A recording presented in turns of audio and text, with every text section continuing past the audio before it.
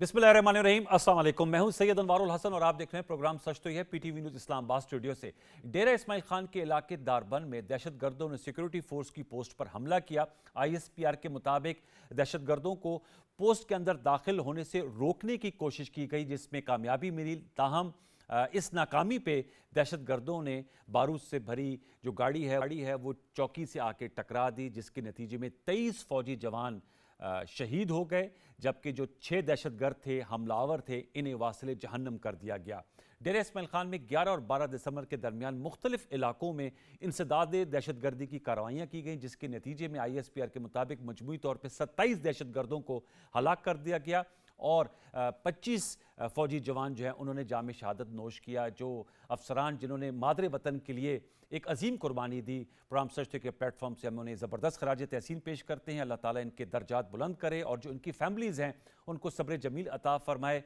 फिर अगर political scenario की बात करें तो साबिक वज़ीर आज़म नवाज शरीफ साहब जो अल अजीज़िया रेफरेंस केस है आज उससे भी बाइज़्ज़त बरी हो गए। इस्लामाबाद हाई कोर्ट में उनकी जो सज़ाओं के खिलाफ अपील थी उसे मंजूर कर लिया गया। 2 रुकनी जो मुअज़्ज़ज़ बेंच है उन्होंने समाअत की। इस मौके पर अदालत आलिया के जज साहिबान ने रिमार्क्स दी। उन्होंने कहा कि मफरूज़ात की बुनियाद पर सज़ा नहीं दी जा सकती। आपके इल्म है कि अल अजीज़िया रेफरेंस पे नवाज शरीफ साहब को एहतसाब अदालत ने 7 साल की कैद की सज़ा सुनाई थी, वो कलअदम करार दे दी गई। इससे कबल एमन फील्ड की सज़ा को कलअदम करार दिया गया था।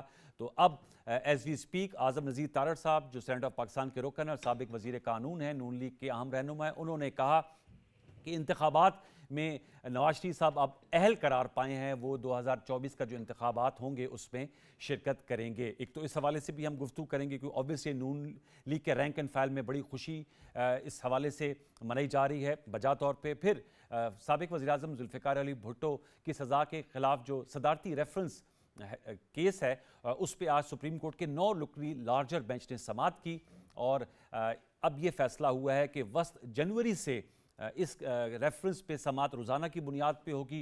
9 अदालती मामूनीन भी मुकर्रर कर दिए गए हैं सुप्रीम कोर्ट ऑफ पाकिस्तान की जानिब से। इस मौके पर पीपल्स पार्टी के चेयरमैन बिलावल भुट्टो जरदारी साहब और साबिक सदर आसिफ जरदारी साहब भी कमरे अदालत में मौजूद थे।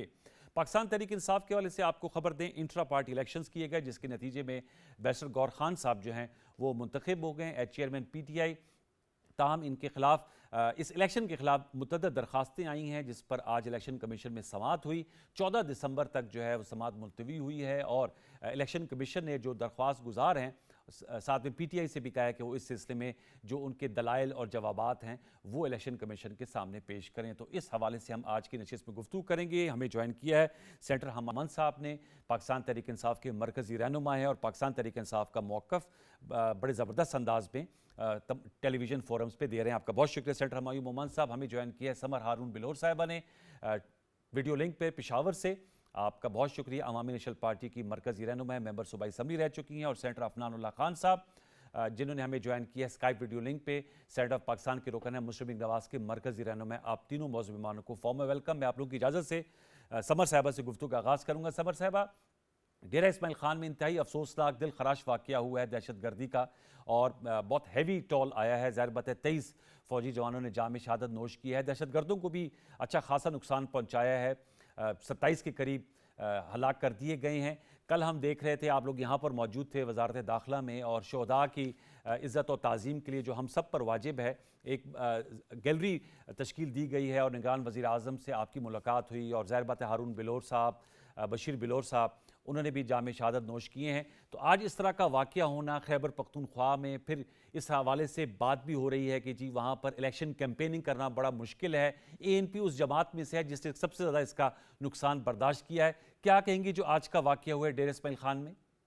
आज जो वाक़या हुआ है उसने पूरे खैबर पख्तूनख्वा को एक गमज़दा कर दिया है। सुबह सुबह जब सारे हम उठे, हमने वो ख़बरें आने लगी तो रिवायती जो अंदाज़ है सब ने दुआएं की, लेकिन जब पता चला कि हमारे इतने ज़्यादा जवान बीच में शहीद हुए हैं और एक ऐसी जगह से जो डेली पे के बेसिस पे ये टारगेट वहाँ पे लोग या पुलिस की फोर्सेस या हमारे आर्मी के जवान, हमारे वहाँ पे FC के जवान वहाँ पे टारगेट हो रहे हैं, और इस तरीके से इस ठंड में वो पहरा दे रहे थे और उनको इतनी बेदर्दी से मारा गया। क्योंकि हम लोग कल एक बहुत ही एक ऐसी तकरीब में गए थे जिसमें बहुत ज़्यादा हम सारे इमोशनल भी हो गए, बहुत उसमें इमोशनल बातें भी हुई, और उसमें प्राइम मिनिस्टर साहब ने एक बड़ा वाज़ेह मौक़िफ़ दिया of zero tolerance towards armed militancy, जो हम जैसे लोगों के लिए, जो इस आर्म्ड मिलिटेंसी के विक्टिम्स हैं, हमारे लिए बहुत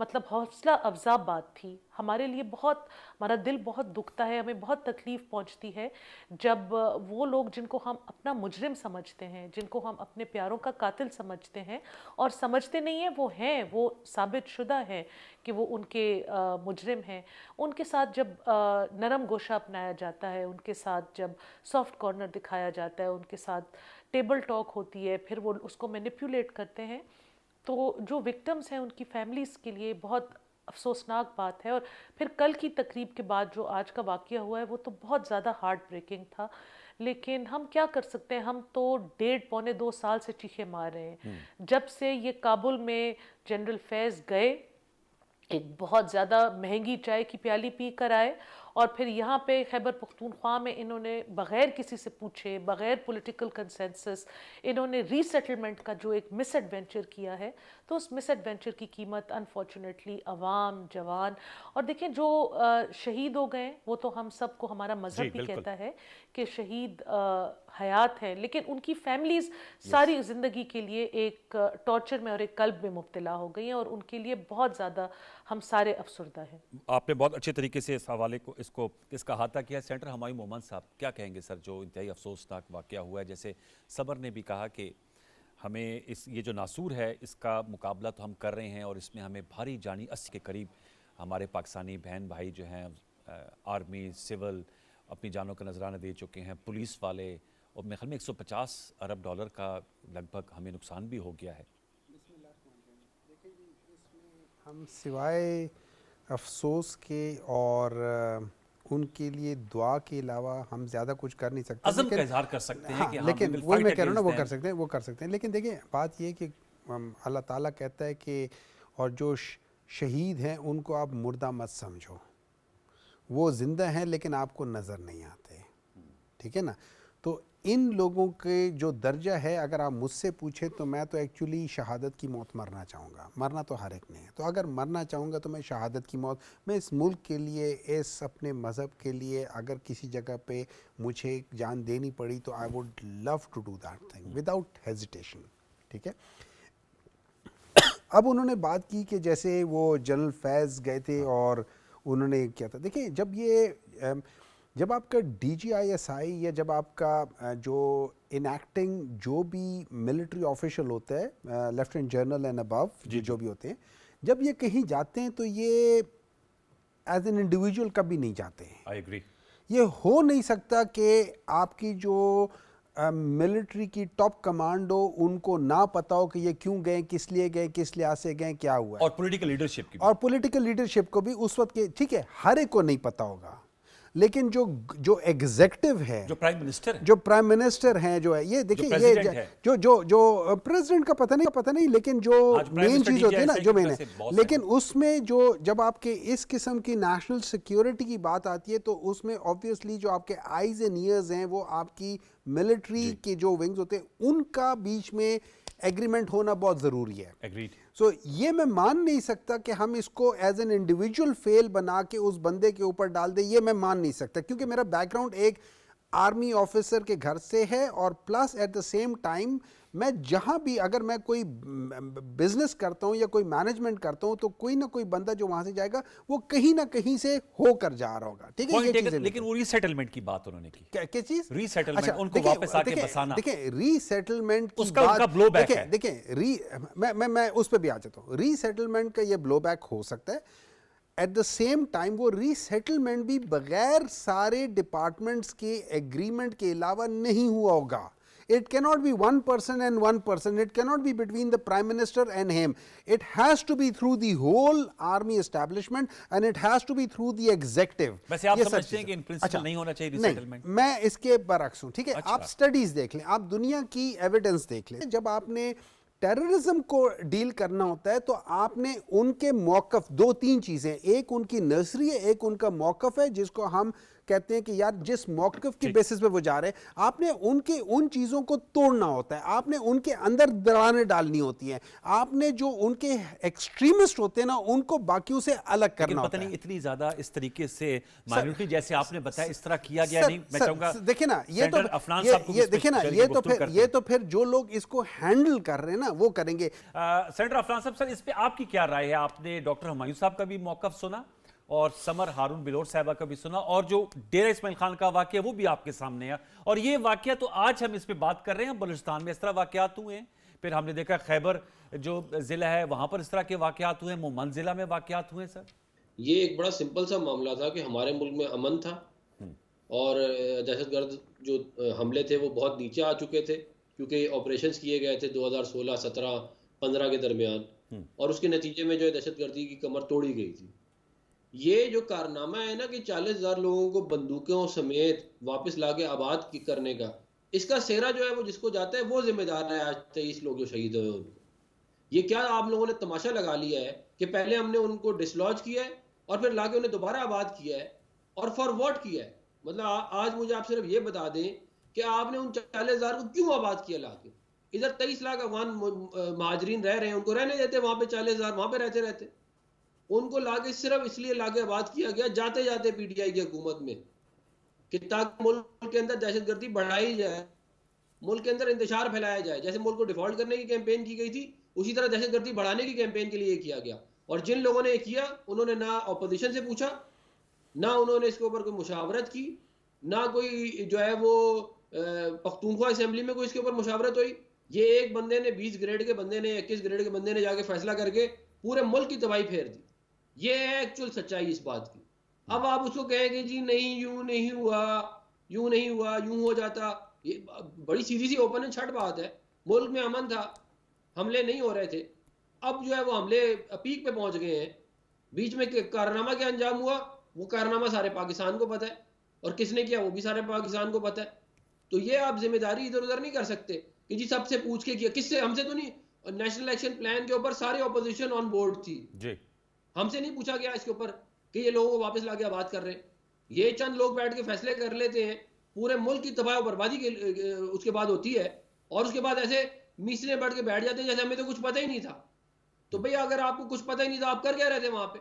मैं सोचता हूं उन बेचारे शोहदा के बारे में जिन्होंने कुर्बानियां दे दे के इस मुल्क के अंदर से दहशतगर्दी खत्म की थी, उनके माँ बाप क्या सोचते होंगे, या आज ये जो 23 जो अफवाज के लोग जिनको शहीद हुए हैं उनके माँ बाप क्या सोचते होंगे कि ये क्या तमाशा लगाया हुआ इस मुल्क के अंदर कि चंद लोगों ने अपनी मर्जी के फैसले करते रहते हैं किसी से पूछे बगैर। ये आप सही कह रहे हैं कि बर्बादी के जहाने में ला खड़ा कर दिया है। बिल्कुल अफनान साहब की उनकी फैमिलीज जो है वो इस हवाले से क्या राय रखती होंगी? समर साहब आप आगे, क्योंकि अब 8 फरवरी 2024 को इलेक्शंस होने हैं, और मौलाना फजल रहमान ने तो इस हवाले से बात भी की थी।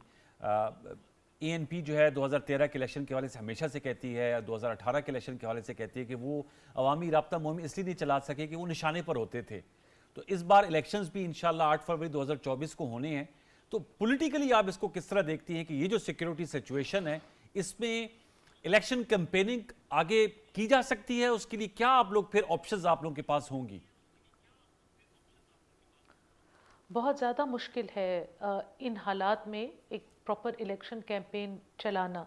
देखिए, एक तो मौसम बहुत नाखुशगवार है, उस पे इस तरह की दहशतगर्दी डेली के बेसिस पे हो रहे हैं। देखिए, एक आप अपनी जान को तो हम कब से, जब से हमारे प्यारे शहीद हुए तो हम भी इस दुनिया में जिंदा लाशों की तरह टाइम गुजार रहे हैं। अपनी जानें तो हम हथेली में ले के फिर रहे हैं और उसकी हमें परवाह नहीं है।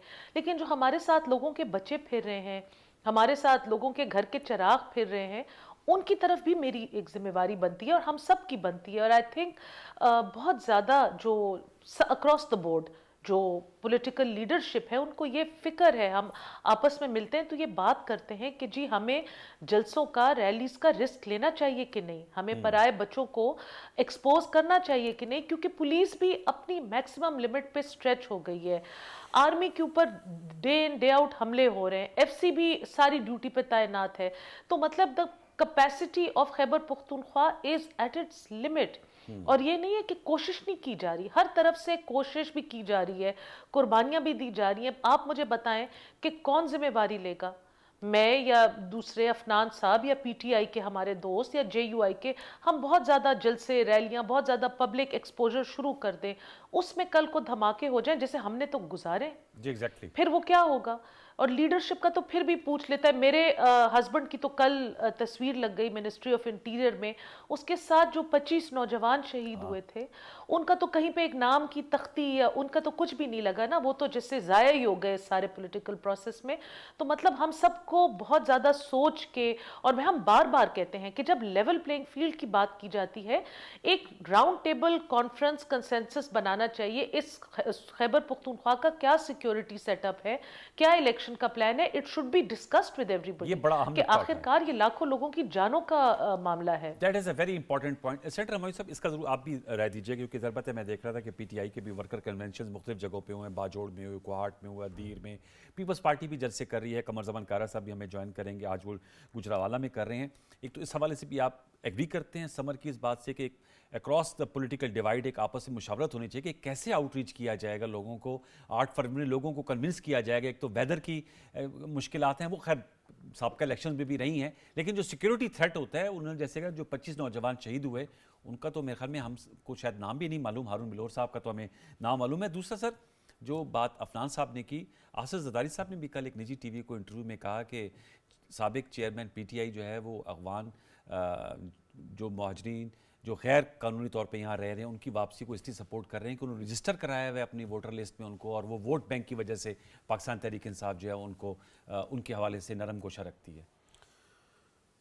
इस तरह है कि अगर किसी एक शहर में अगर सबसे ज़्यादा पठान या अफ़गानी या उस लिहाज से आप कर लें तो वो तो कराची है, वो तो उस तरफ सबसे ज़्यादा उनकी पॉपुलेशन बहुत ज़्यादा है। तो पठानों का सबसे बड़ा शहर है, सबसे बड़ा शहर वो अफगान मुहाजिरीन की जो इलीगल तौर पे रह रहे हैं उनकी बात कर रहे ना। हैं। अब हमें क्या पता कि वहाँ पे कौन क्या रह रहा है। देखिए 1979 से 3 मिलियन लोग इधर आ चुके हैं, वो कितने बीच में उनको शनाख्ती कार्ड या जो हमारा सिस्टम, हमारा कोई फुल प्रूफ सिस्टम तो है ही नहीं, बल्कि फुल सिस्टम है, प्रूफ तो उसमें है ही नहीं, ठीक है ना। तो उस लिहाज से कितने लोग बीच में से निकल चुके हैं, कितने। हमने एक दफ़ा ये भी सुना था कि हमारे एक सेनेटर हैं, उनके बारे में भी एक सवाल आया था कि क्या वो अफगान मुहाजिर हैं या नहीं है, जो भी है। अच्छा देखिए, बात ये हो जाती है, ये जो प्रॉब्लम है ना, इसमें कोई शक नहीं है कि सारे जो पॉलिटिशियंस हैं उनको ये डिस्कस करना चाहिए, लेकिन एक बात याद रखें कि इसमें अब ये कहना कि एक बंदे या 2 बंदे को करो, तो ये एक हमें, अगर हम झूठ बोलना चाहते हैं अपनी तसल्ली के लिए कि हमने अपने किसी बंदे को खुश करना है, तो उसके लिए झूट बोलना चाहते हैं, 100 बिस्मिल्लाह, उसको मैं रोक नहीं सकता। पढ़ते ही नहीं, देखिए ना, तो आज की बात करें, देखिए ना, मैं आज की बात, देखिए ये आज के जो 23 जो लोग शहीद हुए हैं, और अल्लाह उनकी फैमिली वालों को जो है ना सब्र जमील अता फरमाए, ठीक है।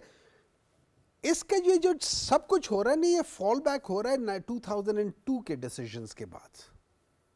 जैसे आपने शुरू में कहा था, 80,000 लोगों की हम कुर्बानी दे चुके हैं, 200 अरब डॉलर का नुकसान करवा चुके हैं। For what? 200 Arab dollar, 6 billion dollar के लिए, 6 बिलियन डॉलर लिए हैं, उसके लिए यही कीमत थी। लेकिन अफनान साहब कहते बीच में ऑपरेशंस भी हुए हैं ना। देखिए मेरी बात सुने ना, एक मिनट है ना। देखिए ऑपरेशंस तो थ्रू आउट होते रहे ना, ऑपरेशंस तो फिर बाद में एक बहुत मुनज़्ज़म तरीके से राहिल शरीफ के ज़माने में स्टार्ट हो गया था, और उसके बाद उसको कंटिन्यू किया गया था, ठीक है। अब अगर ये समझते हैं कि ये सारा डिसीजन जो तालिबान जो टीटीपी वालों को वापस ला के रीलोकेट करने का था, ये सिर्फ और सिर्फ एक गवर्नमेंट डिसीजन था, और इसमें मिलिट्री इन्वॉल्वमेंट नहीं थी, तो कम से कम मुझे यकीन नहीं आता। चलिए वो तो पॉइंट आपका, मुझे यकीन नहीं आता, ठीक है। तो अगर अफनान साहब उन सबको बीच में ला के रगड़ रहे हैं तो वो अफनान साहब की बात है, लेकिन ये चीज़ें हाईएस्ट लेवल पे डिस्कस होती हैं, ये कोई मतलब किसी के किचन कैबिनेट नहीं है, ये पूरे वो होता है, तो इसमें सारी बीच में इन्वॉल्व है, ठीक है। अब हमें करना क्या है? असल नुकता ये है, देखिए इससे ये हो जाता है कि सबसे पहले हमने देखना है अगर हमने किसी मुल्क को स्टेबलाइजेशन की तरफ लेकर जाना है तो उसकी जो बेसिस है वो पॉलिटिकल स्टेबिलिटी है। जब पॉलिटिकल स्टेबिलिटी आती है तो ये सारी चीज़ें आहिस्ता आहिस्ता सेटल हो जाती है। जब पॉलिटिकल स्टेबिलिटी नहीं होती तो हर जगह से अपॉर्चुनिस्ट जो होते हैं ना वो सर उठाना शुरू कर देते हैं। चाहे वो फाइनेंशियल स्टेबिलिटी हो वो भी ख़त्म हो जाती है, चाहे वो इस किस्म के लॉ एंड ऑर्डर की स्टेबिलिटी हो वो भी ख़राब हो जाती है। तो आपकी जो बेसिस है वो पॉलिटिकल स्टेबिलिटी है। पॉलिटिकल स्टेबिलिटी अगर हम दुनिया को अगेन एविडेंस बेस्ड डिसीजंस देखें तो दुनिया में वो ममालिक भी हैं कि जिसमें जंगों के दौरान भी इलेक्शंस हुए हैं, ठीक है, जिनमें हर हाल में इलेक्शंस हुए, ठीक है। अच्छा, उसके अलावा एक मिनट, उसके सिक्योरिटी सिचुएशन में इलेक्शन नागुज़ीर हैं। मैंने इलेक्शन नागुज़ीर है इररिस्पेक्टिव ऑफ कब, ठीक है। अच्छा, अब उसके बाद बात आ जाती है, बिल्कुल इसमें कोई शक नहीं है, हमारे बहन समर जो हैं उनके घर में या उनकी फैमिली में भी इस तरह के लोगों को शहीद किया गया है, मानता हूँ सारी चीज़ें हुई हैं, लेकिन एट द सेम टाइम ये याद रखें कि आज के हालात अच्छे नहीं हैं, लेकिन आज के हालात 2008 से बहुत बेहतर हैं। आज के हालात 2013 से बहुत बेहतर हैं। तो अगर 2008 में और 2013 में इलेक्शंस हो सकता था तो इन सब चीजों के बावजूद क्या हम वो नहीं कर सकते? देखिए, ये चीजें इंपॉर्टेंट है, लेकिन द पॉइंट इज कि हमें अपना जो हमारा डेस्टिनेशन है वो डेस्टिनेशन है free fair elections. Free fair elections अगर आपने नहीं कराने और अगर आपने कोई बहाना ढूंढना है तो जब दिल ही न चाहे तो बातें हजार हैं, फिर हम उसका कुछ कर नहीं सकते। अगर आपने किसी प्रीटेक्स्ट के ऊपर आपने कोशिश करनी है कि किसी को ला के बुला के सारी चीजें करा के वो कर दे तो वो ठीक है, फिर आप शुरू से ही कर ले ना, कर ले। उसमें इन सब चीजों का के बहाने ढूंढने के क्या कोशिश, बस करो यार, जान छुड़ाओ यार, क्यों पैसे जाया करते हो? सर, वो मेरे ख्याल में इलेक्शन तो आज भी सुप्रीम कोर्ट में बिलावल भुट्टो जरदारी साहब जो बात कर रहे थे, और अब तो हाँ, लेकिन जरदारी साहब क्या कर रहे थे? हाँ, वो तो कहते 10 दिन अगर आगे भी हो जाए वो तो 10, देखिए एक बात याद रखें, अगर ये 8 फरवरी को ना हुआ तो कब होता है तो है, लेकिन सुप्रीम कोर्ट के लिए बहुत बड़ा तो या तो वो पत्थर टूट जाएगा, क्योंकि लकीर टूट तो आज भी सेंटर वो कह रहे थे ना अली जफर साहब कि अगर 8 फरवरी को नहीं होते तो फिर ये सुप्रीम कोर्ट की हुक्म अदूली होगी। नहीं, हुक्म अदूली को छोड़ दे, उसका मतलब है इस सुप्रीम कोर्ट की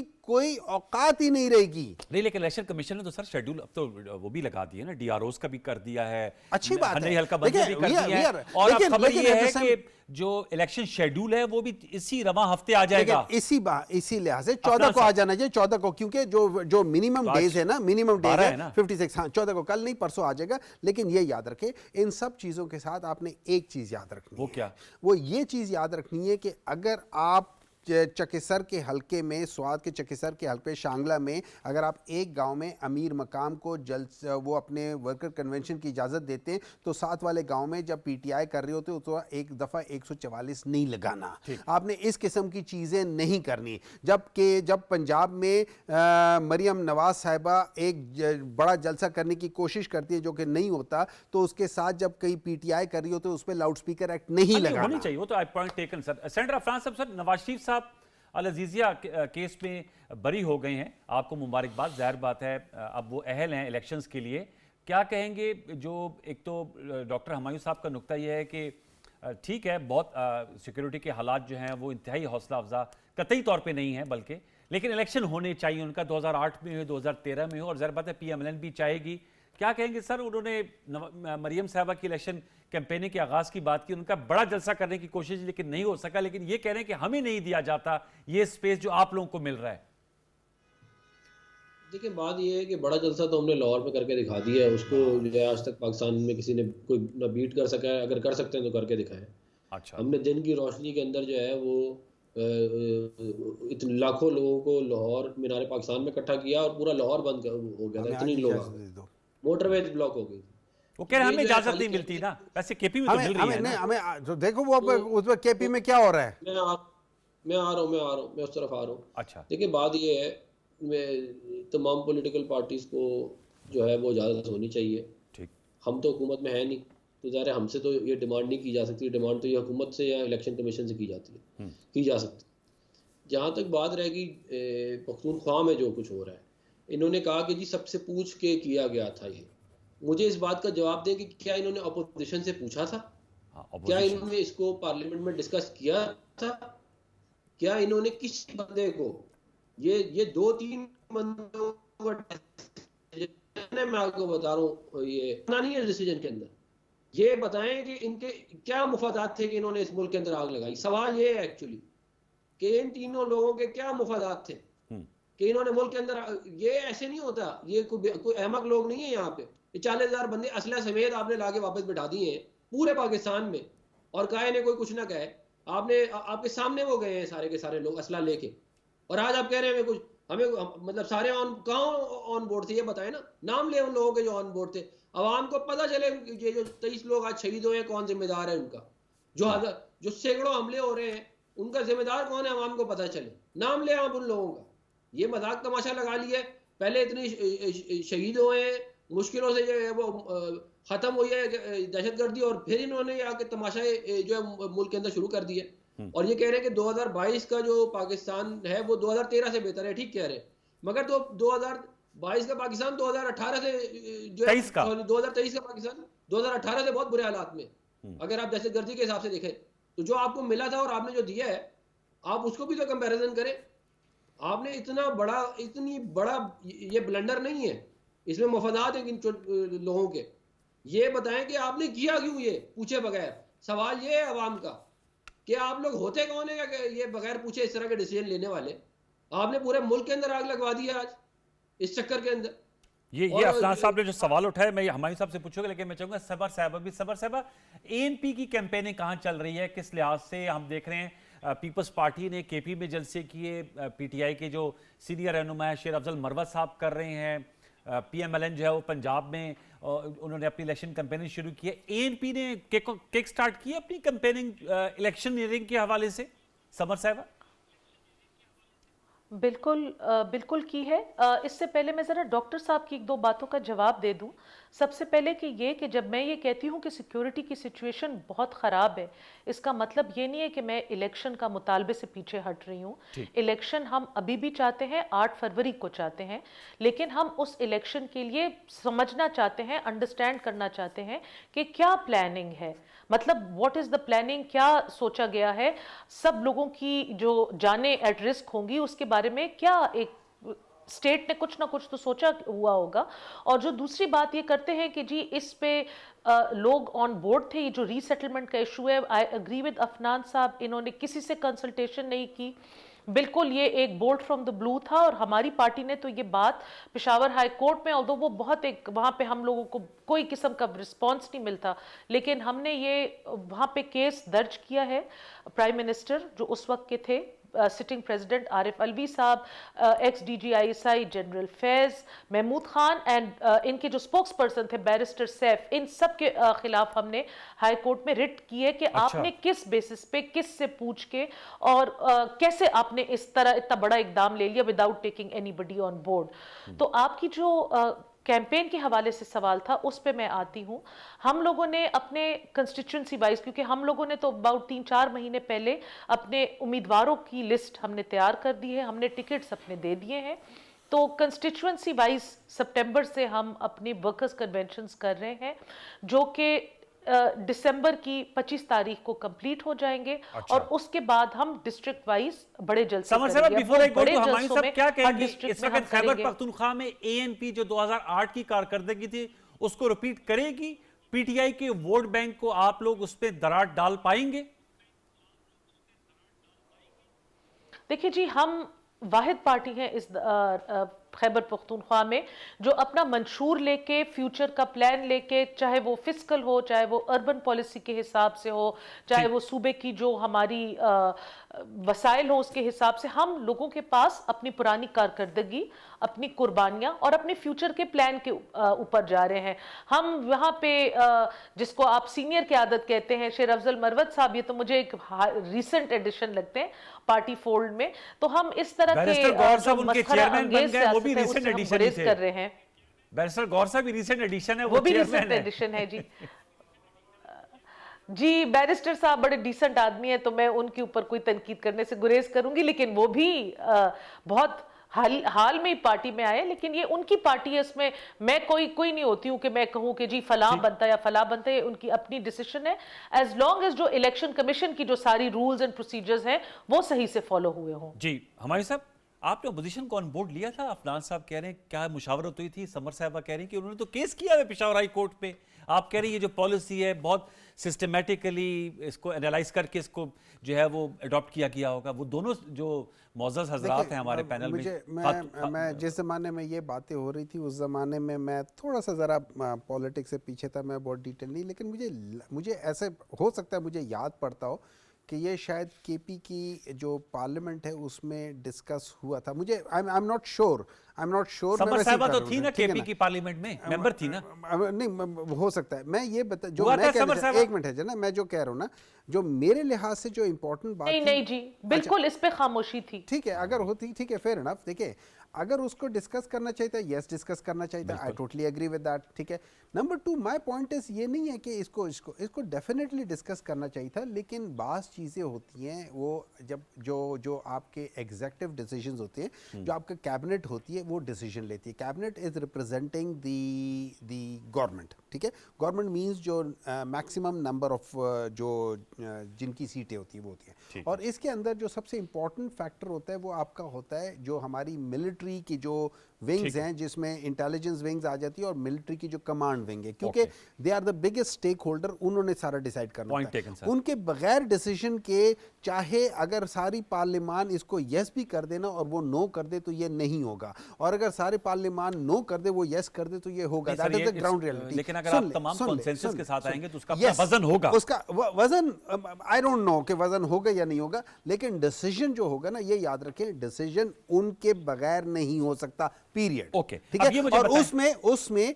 डीजीआईएसआई नहीं, I am talking about the top command which is the chief of army staff. आपकी बात। अब ये मुझे बताएं कि ये 2024 के इलेक्शन में बल्ले के निशान के साथ लड़ेंगे या आपको खदशा अभी भी है बल्ले का निशान ले तो नहीं लिया जाएगा बैलेट पेपर से? देखिए मेरे अच्छा 10 दिसंबर को हो रही है दो चीजें, अकबर एस बाबर तो आपकी पीछे फिर पड़ गए। अच्छा देखिए, Pakistan Tehreek Insaf is the only party, उसके ओनली पार्टी जिन्होंने एक ऐप बनाया हुआ है जिसमें आप जाके अपनी मेंबरशिप फाइल करते हैं और आपको मेंबरशिप मिलती है। तो जितने भी लोग हैं को 2.5 लाख मेंबर बने थे, ठीक है। मैं उस वक्त की बात करूं, 2015 की बात कर, 13 की बात करूं, 13-14 की बात करूं। पूछ रहा हूं इलेक्शन में आपके पास बल्ले का निशान होगा? सुन ले, उसमें हर एक बंदा जब अपना शनाख्ती कार्ड डालता है वो बता देता है कि आप मेंबर हो या नहीं हो। जिन लोगों ने फाइल किया इनमें से एक बंदा भी उसका मेंबर नहीं है। आज उन्होंने आपने पीछे हमारे प्रोग्राम में कहा था, आज अकबर एस बाबर ने कहा मैं हूं मेंबर। नहीं, देखिए उसके कहने ना कहने से कुछ नहीं होता। मेरी बात सुने, इनके पास जो एडमिट हो गई ना उनकी दरखास्त, अब मैं बात बताता हूं, अगर आप टेक्निकली देखें उनकी दरखास्त नहीं एडमिट होनी चाहिए, लेकिन अब यहाँ पे जब मैं चीजें देख रहा हूँ तो मुझे कहीं ना कहीं नियत के अंदर फतूर नजर आता है। बल्ले का निशान होगा या नहीं होगा? मैं ये समझता हूँ कि ये लोग नहीं होने देंगे। अच्छा, नहीं होने देंगे। लेकिन क्या तरीके इंसाफ को उससे फर्क पड़ेगा? मैं ये समझता हूँ आज के दिन में जब आपके पास ये चीज तो है, फर्क नहीं पड़ेगा। अफनान साहब, सर एट द एंड आपसे मैं जानना चाहूंगा, पीएमएलएन, अब नवाज शरीफ साहब एक तरह से इलेक्शंस के लिए अहल हैं,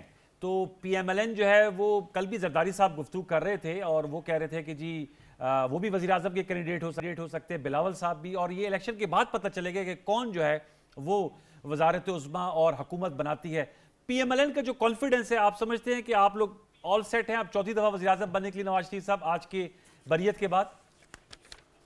जी इंशाल्लाह अल्लाह ताला की मेहरबानी से और पाकिस्तान के अवाम के वोटों से जो है वो इंशाल्लाह पाकिस्तान मुस्लिम लीग नून अगला इलेक्शन जीतेगी और मियां नवाज शरीफ साहब जो है वो कैंपेन चलाएंगे और वो इंशाल्लाह अगर हमें वोट मिलेंगे, और हमें पूरी उम्मीद है इंशाल्लाह पाकिस्तान के अवाम से कि हमें वोट देंगे, तो फिर हम इंशाल्लाह मियां नवाज शरीफ साहब प्राइम मिनिस्टर पाकिस्तान बनेंगे चौथी दफ़ा। और ये तमाम जिनके साथ आप इस्तेकाम पाकिस्तान पार्टी के साथ सीट एडजस्टमेंट कर रहे हैं, एमक्यूएम पाकिस्तान के साथ, पीएमएलक्यू के साथ, तो सर जमीयतुल उलमा पाकिस्तान के साथ, इन तमाम पार्टियों को अकोमोडेट किया जाएगा उन सीटों पे? वो आपके लिए एक बहुत बड़ी इशू नहीं बनेगा? नहीं देखिए, वो होता ये है, ये हम लोग कोई इलेक्शन अलायंस नहीं कर रहे हैं, हम सीट एडजस्टमेंट कर रहे हैं। कुछ कमिटमेंट्स थी हमारी माजी में, जिनको हम ऑनर कर रहे हैं, और ये कोई हमारा इलेक्शन अलायंस नहीं है। अच्छा। और जो इलेक्शन जीतेगा उसके बाद जो वो आएगा, उसके बाद जितनी सीटें होंगी। सर ये आपके कुलीग है सेनेटर साहब, आप इनको बेहतर ये मुझसे पूछते, वो कह रहे हैं सीट एडजस्टमेंट और इलेक्टोरल अलायंस में फर्क क्या है? अफनान साहब समझा दे। इलेक्टोरल अलायंस जो है वो एक सिंबल के ऊपर होती है। ओके, आप उस सिंबल के ऊपर लड़ते हैं, तमाम कैंडिडेट आपको उस सिंबल पे होते हैं। सीट एडजस्टमेंट जो है वो ऊपर आपका कोई बंदा हो सकता है, नीचे कोई और हो सकता है। ये तो पीटीआई वाले भी करेंगे, आप देख लीजिएगा, या आप इलेक्शन आने दें, आप देखिएगा ये होता है कि नहीं होता। ये किसके साथ करेंगे? जहां तक हाँ जी, ये किसके साथ कर रहे हैं? आपके पास कोई इतलात तो होंगी, ये किसके साथ इसमें वो तो डिपेंड करता है ना कि डायनामिक्स क्या है किसी सीट ठीक। की। अगर वो नेशनल असेंबली पे कोई स्ट्रांग है, प्रोविंशियल पे कोई और स्ट्रांग, उस तरह उसके ऊपर डायनामिक्स पे डिपेंड करता है। ठीक। वो लोकल डायनामिक्स होती है हर हल्के की, उसके हिसाब से मैं कह रहा हूँ। अच्छा, मैं एक और आम बात करना चाहता हूँ कि डॉक्टर साहब जो हैं वो अच्छे आदमी हैं और मैं इनकी रिस्पेक्ट करता हूँ, मगर एक बड़ी अनडिफेंडेबल पोजीशन के ऊपर खड़े हुए हैं। अच्छा, ये जो 40,000 लोगों को लाकर रीसेटल किया गया है, ये इतना बड़ा जो है वो इस मुल्क के साथ जुल्म किया गया है कि इसको आप डिफेंड नहीं कर सकते। आप ये कहेंगे जी सारी फौज इन्वॉल्व थी, तब भी ये डिफेंड नहीं हो सकता। डॉक्टर शीरी मजारी का स्टेटमेंट मौजूद है, जो इनकी बड़ी उस वक्त जो है वो सीनियर लीडर थी, जी जी। कि जनरल बाजवा के कहने पे रीसेटलमेंट हुई थी। ये उनका जो है वो स्टेटमेंट मौजूद है। तो सर वो आर्मी चीफ थे ना उस वक्त सर? हाँ जी, आर्मी चीफ थे ना उस वक्त सर वो?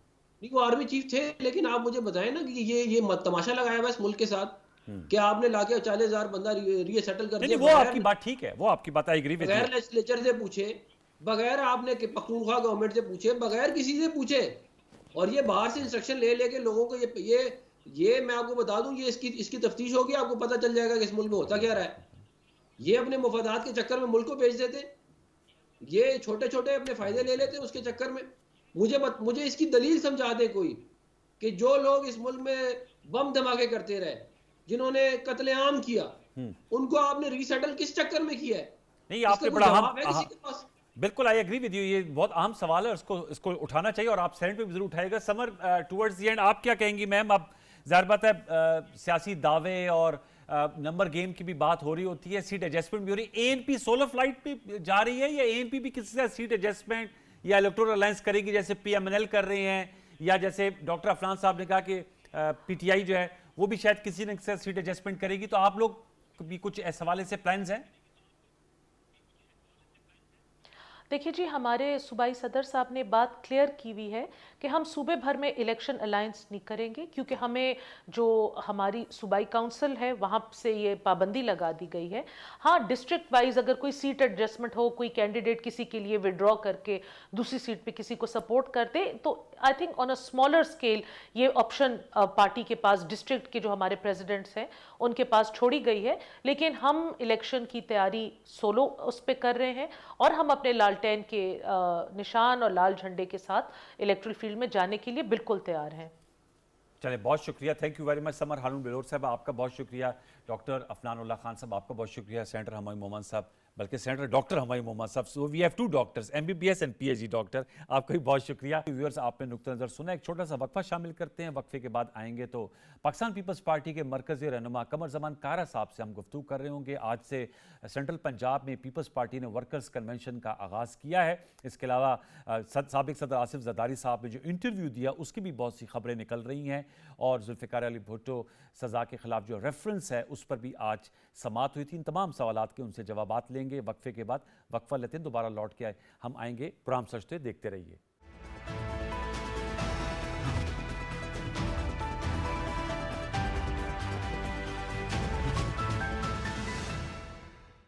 नाज़रीन हमारे साथ मौजूद हैं कमर ज़मान कायरा साहब, पाकिस्तान पीपल्स पार्टी के सीनियर रहनुमा हैं, साबिक मुशीर रह चुके हैं, साबिक मिनिस्टर रह चुके हैं। कमर ज़मान कायरा साहब अस्सलाम वालेकुम।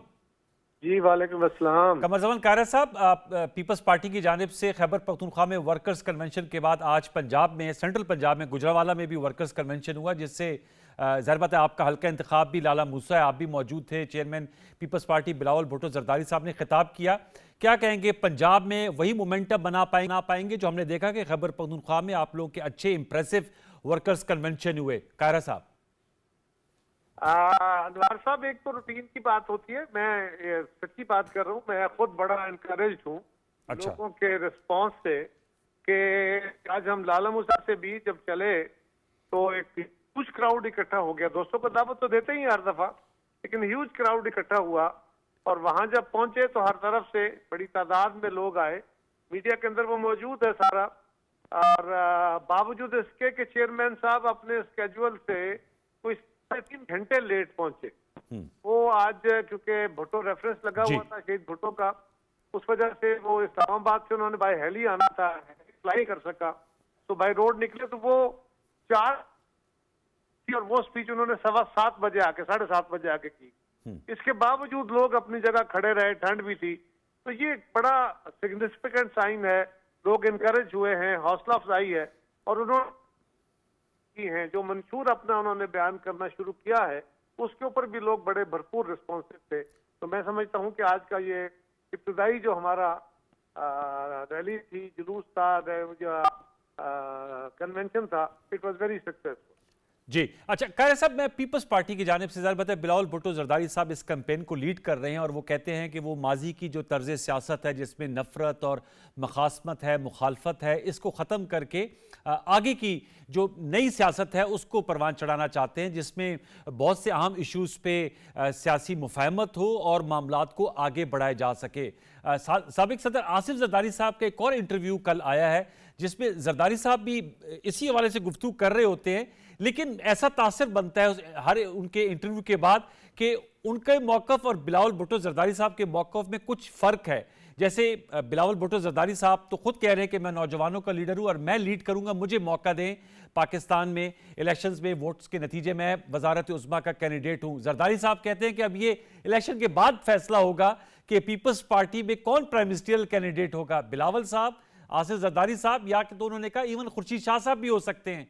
तो कुछ आप बताएंगे, आप तो उनकी किचन कैबिनेट में हैं, आप तो पीपल्स पार्टी के आइडियोलॉजिकल लीडर हैं, वर्कर हैं, ये इसकी वजह क्या है? कोई अभी भी कोई जो ख्यालात है उनमें इख्तलाफ पाया जाता है या क्या, इसको क्या नाम देंगे? अनवार, कुछ बातें मुबाहिसे के लिए भी छोड़ी जाती हैं ना। अच्छा, लेकिन एक बात अदरवाइज भी है, ये तय है कि जमात का लीडर ही वज़ीर आज़म का उम्मीदवार होता है, लेकिन अगर हालात ऐसे बन जाएं जैसे माजी में बने तो उनके अलावा भी लोग लीडर बनते हैं, वज़ीर आज़म बनते हैं। बिलावल साहब भी हमारे लिए वज़ीर आज़म होंगे इंशाअल्लाह ताला। जरदारी साहब खुद दसियों दफा ये कह चुके हैं कि हमने बिलावल को वज़ीर आज़म बनाना है। ये फिर फीलर्स होते हैं, बंदा कुछ ना कुछ बातें करता रहता है। और उन्होंने अलामतन ये बात भी कही कि खुर्शीद शाह साहब भी हो सकते हैं, वो भी पार्टी के सीनियर साथी हैं। तो ये कि पार्टी के अंदर ये जो तस्वर है कि सिर्फ हेजेमनी है खानदान की, उसको भी एक उन्होंने एड्रेस किया एक तरह का। ओके, और आप समझते हैं कि कोई ऐसा कोई आपस में पॉलिटिकल अप्रोच में खातिर खा फर्क नहीं है? साबिक सदर आसिफ जरदारी भी नई तर्ज सियासत के हामी हैं। हमारे वालिदैन जो हैं वो अगर जिंदा हो, हम 70 साल के भी हो जाएं तो हम बच्चे ही होते हैं उनके सामने जी, और वो यही कहते हैं कि नहीं इनको क्या पता है। लेकिन ये एक बाप और बेटे की शफकत है। दूसरा ये भी है कि एक 70 साल और 30 साल का जो सोचों का फर्क है वो भी है। तो ये जो डिफरेंस ऑफ ओपिनियन है ऑन डिफरेंट इश्यूज, सोचों का मुख्तलिफ, तो ये तो इम्तजाज है ना। आपका अपने घर में अपने बच्चों से होगा, आपका अपने घर में अपनी बेगम से होगा, अपने अहले खाना दिगर से होगा। सर ये पॉलिटिकल है ना सर, वो तो सर आप सही कह रहे हो, डोमेस्टिक होता है, लेकिन पॉलिटिकल टॉप लीडरशिप अगर की मुख्तलिफ वेवलेंथ पर हो तो उसका इम्पैक्ट नहीं पड़ता। वो चीजें जिस तरह देख रहे हैं, जब बैठ के पॉलिसी फ्रेम होती है तो पॉलिसी में भी बड़ी डिबेट होती है और देन फाइनलाइज हो जाती है। ये कोई पॉलिसी इश्यूज तो नहीं है ना। ठीक, exactly, okay, point taken. Sir, Al Azizia reference case पे नवाज शरीफ साहब को आज बरी कर दिया गया है, तो अब आजम नजीर तारड़ साहब कह रहे थे कि अब कोई बार नहीं है कि नवाज शरीफ साहब इंतखाबात में ना हिस्सा ले पाएं। मतलब अल अजीजिया रेफरेंस सजा खत्म, एमन फील्ड की सजा खत्म, फ्लैगशिप का जो नैब ने उनकी एक्विटल के खिलाफ अपील की थी वो वापस ले ली गई, तो अब कोई जो कानूनी रुकावट नहीं है। आप इस पे क्या राय रखते हैं? नवाज शरीफ साहब आप वो भी एलिजिबल हैं टू कंटेस्ट पोल्स, और चौथी दफा वजीर आजम के लिए अफनान साहब हमारे प्रोग्राम में आपसे कुछ देर पहले गुफ्तगू कर रहे थे कि नवाज शरीफ साहब चौथी दफा वजीर आजम बनने जा रहे हैं। देखिए, ये जो है ना कि वो बनने जा रहे हैं, ये तो एक ऐसी वो प्रेडिक्शन है, हाई होप्स है, रखनी चाहिए। मुझे जिस तरह उम्मीद है कि मेरे लीडर ने वजीर आजम बनना है, उनका भी हक है वो सोचे। मियाँ साहब के खिलाफ जो उनको सजाएं हुई थी, हम उन सजाओं के उस वक्त भी खिलाफ थे और हमने बार बार कहा कि मियाँ साहब को इंसाफ मिलना चाहिए। जिस तरह उनको इंसाफ मिल रहा है या उनको जिस तरह रिसेप्शन किया गया या उनकी जमात कह रही है कि ये रिड्रेसल हो रहा है, ये तरीका बहरहाल सवाल खड़े कर गया जो मियाँ साहब के लिए भी मुश्किल होंगे, उनकी जमात के लिए और पॉलिटिक्स के लिए भी बुरे होंगे। और वो ये है कि शायद किसी सहारे से ये कुछ हो रहा है। हम समझते हैं कि मियाँ साहब के साथ ज्यादती हुई थी, उसको रिड्रेस होना चाहिए था। तरीकाकार के ऊपर हमारा इख्तलाफ है। बाकी मियाँ साहब को देखे, वो कानूनी इश्यूज है, कि किस तरह हैंडल किया जाता है उनके इश्यूज को, उनकी अगली सियासत को। मेरा ख्याल ये है कि मियां नवाज शरीफ साहब ने जो सुप्रीम कोर्ट का फैसला उनके खिलाफ आया था लाइफ टाइम डिस्क्वालिफिकेशन का, जी। हम उसके भी खिलाफ हैं। प्रिंसिपली वो बात भी गलत है कि आप लाइफ टाइम किसी को डिस्क्वालीफाई कर दें, और वो भी इस तरह के मेरे छोटे छोटे इश्यूज के ऊपर। तो देखिए, हम तो ये कह रहे हैं कि सबको मौका मिलना चाहिए।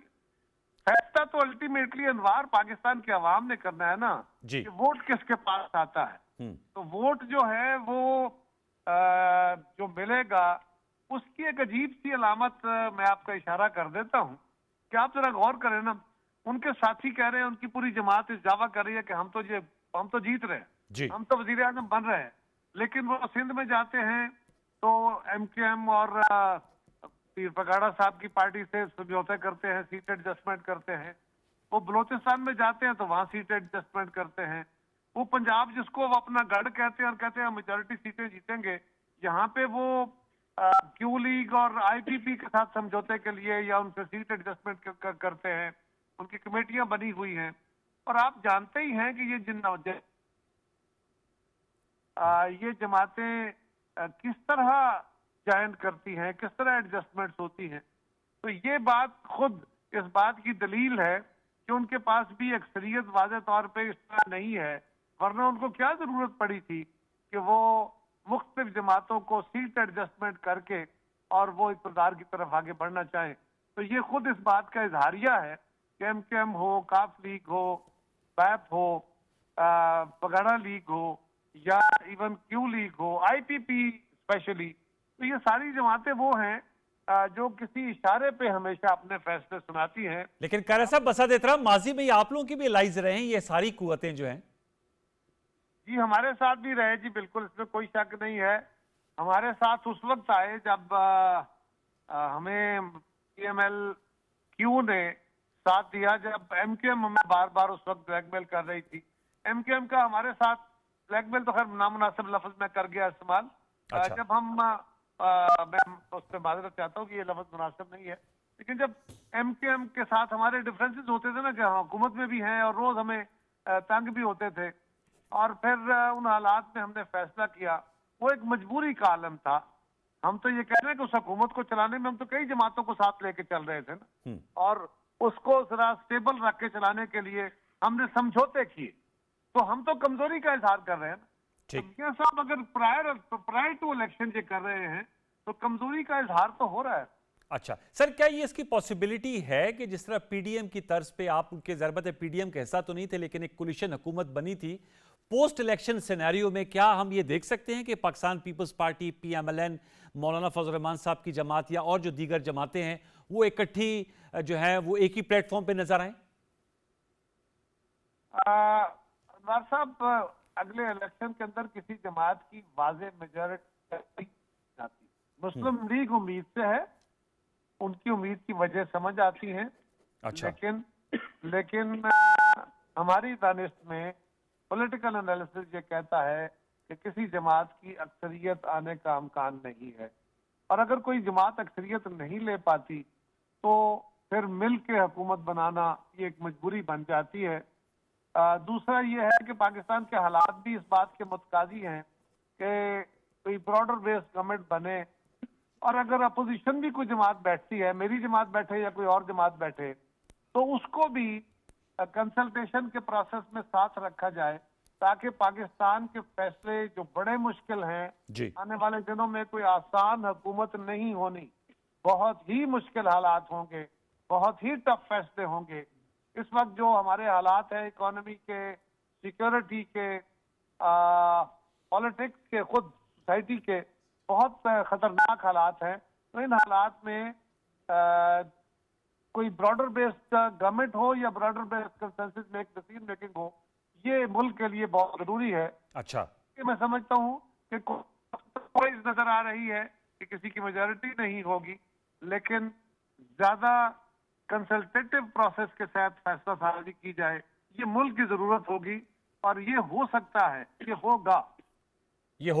Towards the end sir, Asif Zardari साहब ने सर इलेक्शंस के हवाले से कहा कि अगर 8 फरवरी को नहीं होते और 10 दिन आगे होते हैं तो इससे कोई फर्क नहीं पड़ता। इस पे आपकी क्या राय है सर, कायरा साहब? मेरे ख्याल है मुझे नहीं पता उनका वो सवाल किस रंग का था जिसके जवाब में उन्होंने कहा, क्योंकि बात चीजें सवालों के जवाब में कह दी जाती हैं ना। तो ये कि 8-10 दिन अगर लेट हो जाएगा तो कौन सी क्या, शायद सवाल इस डिजाइन से हो कि कुछ लेट होने का इम्कान है, तो उन्होंने शायद ये कह, मैंने सुना नहीं वो सवाल। ठीक है, लेकिन आप समझते हैं, आपकी राय ये है कि 8 फरवरी 2024 को जो डेट मुकर्रर की गई है जिसपे उसी पे इलेक्शंस हो। 8 फरवरी को अनवार अगर इलेक्शन की डेट दी हुई है, इलेक्शन कमीशन ने पहले लास्ट वीक ऑफ जनवरी कहा जी, फिर 8 फरवरी कहा। अब अगर 8-10 दिन ही लेट करना है तो उससे क्या फायदा? क्यों इलेक्शन कमीशन की अपने जो उनके लफ्ज हैं या उनके जो वादे हैं उनकी कोई हैसियत ना रहे? ये तो मुनासिब नहीं होगा। इससे क्या फायदा होगा कि 4-6 दिन लेट किया जाए?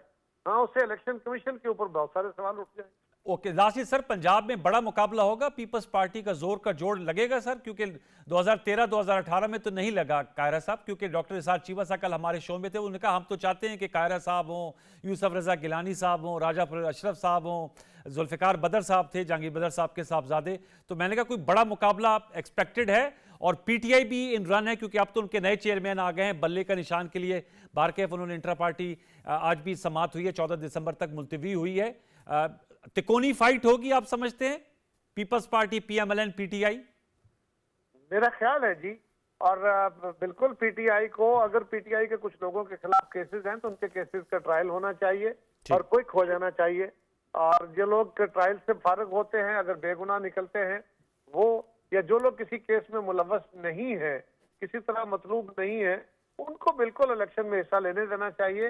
ये सिलेक्टिव डेमोक्रेसी मुल्क के लिए फायदेमंद नहीं है। बहुत शुक्रिया, थैंक यू सो मच, बहुत शुक्रिया। कमर जमान कायरा साहब जलसे से अभी थे और उन्होंने हमारे साथ जो कमिटमेंट की थी उसको ऑनर किया। बहुत शुक्रिया कमर जमान कायरा साहब। और उन्होंने कहा कि पाकिस्तान पीपल्स पार्टी जो है वो पूरी तरह तैयार है और पंजाब में भी अब उनके वर्कर्स कन्वेंशन का आज से आगाज़ हो गया है। व्यूअर्स, आपने गुफ्तगू सुनी, इंतहाई अफसोसनाक। एक तो जो 23 फ़ौजी जवान शहीद हुए हैं उनकी नमाज जनाजा अदा कर दी गई। अल्लाह ताला उनके दर्जात बुलंद करे। सिक्योरिटी के मसाइल हैं, और जैसे समर हारून बेलोर साहिबा ने कहा कि इस हवाले से बिलखसूस खैबर पख्तूनख्वा में पॉलिटिकल पार्टीज आपस में बैठे हैं और जो रियासत के इदारे हैं वो भी बैठे कि किस तरह निगरान हुकूमत भी, कि किस तरह जो इलेक्शन कैंपेनिंग है उसको आगे बढ़ाया जा सकता है। इसके अलावा जो नवाज शरीफ साहब की बरीयत, Peoples Party Zulfikar Ali Bhutto reference को मंतकी अंजाम तक पहुँचाने का कह रही है, और बस जनवरी से आगाज़ भी हो जाएगा समात का। इन तमाम नुकात को हम आइंदा नशिस्तों में भी उठाएंगे। आज की नशिस्त आपको कैसी लगी, फीडबैक